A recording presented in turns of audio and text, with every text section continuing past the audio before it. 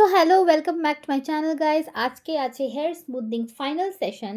তো দেখতে পাচ্ছ যে এই পূজা আমার চুলকে কি করছে। পূজাকে অবশ্যই তোমরা চেনো। পূজা আমার হেয়ার স্মুথনিং করতে এসছে, যেটা আজকে ফাইনাল সেশন। তোমরা সবাই হয়তো জানো, হয়তো কি ডেফিনেটলি জানো মেয়েরা, যে স্মুথনিংয়ে 3 দিন তো লাগেই। তো এটা হচ্ছে থার্ড দিন। তো 2 দিন বিশ্বাস করো গাইস, এত প্রবলেমে ছিলাম, এত বাজে লাগছিল আমার চুল। আমি ভাবছিলাম চুল হেয়ার স্মুথিং করার পর কি ভালো লাগবে, পাড়ার মতন লুকস আসবে, কারণ এটা ফার্স্ট টাইম যে আমি হেয়ার স্মুথিং বাড়িতে করেছি। বাট পূজার উপরে আমার বিশ্বাসটা ছিল যে না, ও ডেফিনেটলি আমার কাজটা ভালো করবে। এত বছর হয়ে গেছে কিন্তু আমি কোনো দিন ঘরে এইসব ট্রিটমেন্ট করিনি, কিন্তু আজকে একমাত্র বিশ্বাস আর ভালো ফ্রেন্ডশিপের জন্য আমি বাড়িতে ট্রাই করলাম। তো দেখো এইখানে ও স্পাটা লাগিয়ে দিয়েছে, যেটা হেয়ার স্মুথনিং ক্রিমটা সেটা আমার চুলে লাগিয়ে দিয়েছে। আর তারপরে আমাকে এত সুন্দর মাসাজ দিচ্ছিলাম। আমি তো মাসাজের পোকা গাইস। তোমাদের থেকে মানে তোমরা কি মাসাজ পছন্দ করো? প্লিজ কমেন্ট বক্সে জানাও।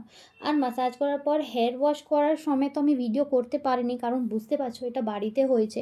যদি পার্লারে হতো তো আমি নিশ্চয়ই শ্যাম্পু স্টেশন থাকতো আর আমি দেখাতে পারতাম, বাট বাড়িতে দেখাতে পারিনি।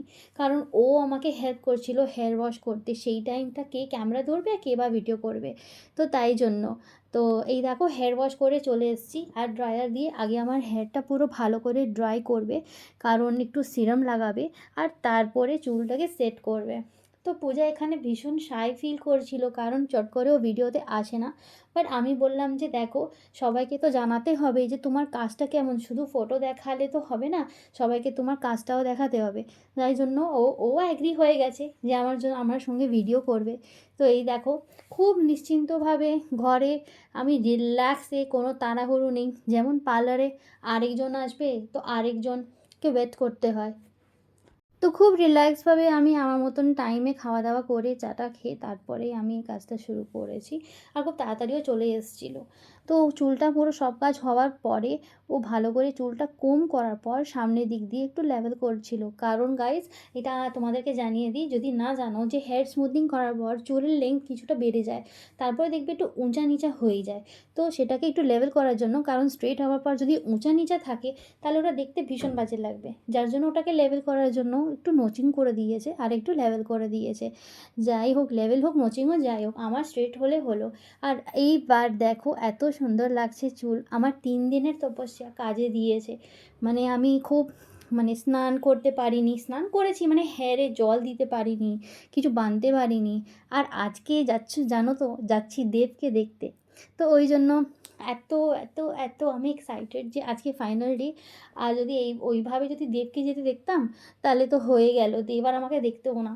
তো যাই হোক, আজকে ফাইনাল ডে আর এই হচ্ছে আমার হেয়ারের লুকস। তো গাইজ, এই ভিডিওটা যদি তোমাদের ভালো লাগে তাহলে প্লিজ কমেন্ট বক্সে শেয়ার করো। আর যদি তুমি চাও যে তোমার হেয়ার এই থেকে এই হয়ে যায়, তাহলে নিশ্চয়ই পূজাকে কন্ট্যাক্ট করবে, পূজা নেলস মেকওভারকে কন্ট্যাক্ট করবে। আর এই ভিডিওটা শেয়ার করতে ভুলবে না। Tata, bye bye. আশা করি ভালো লেগেছে। Have a nice day.